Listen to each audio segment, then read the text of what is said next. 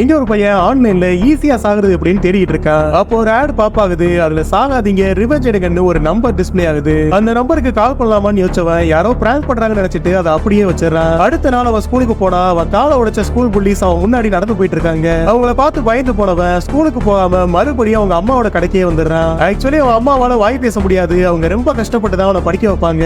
So எப்படியாச்சும் மறுபடியும் ஸ்கூலுக்கு போய் ஆகணும்னு வேற வழியே இல்லாம அவன் அந்த நம்பருக்கு கால் பண்ணிடுறான். கொஞ்ச நேரம் கழிச்சு ஒரு டாக்ஸி வந்து அவனை பிக் பண்ணிட்டு போகுது. அந்த டாக்ஸியோட டிரைவர் அவன் கையில ஒரு கவரை கொடுத்துட்டு அவன் ஒரு கேம் சென்டர்ல இறக்கி விடுறான். அந்த கவர்ல ஒரு கேமோட பேர் இருக்கு. அந்த கேம்ல உட்கார்ந்தா அவங்களோட ரூல்ஸ் எல்லாம் வந்து இதுக்கெல்லாம் ஓகேவான்னு கேக்குது. அப்ப பயத்துல கிளம்பிடலாமான்னு நினைச்சவன் அவனுக்கு நடந்த டார்ச்சர் எல்லாம் யோசிச்சு பார்த்துட்டு அதுக்கு அக்ரி பண்ணிடுறான். உடனே டோகி அவனோட ஆளுகளும் அந்த பையனோட ரிவெஞ்சுக்காக பிளான் பண்ண ஆரம்பிக்கிறாங்க.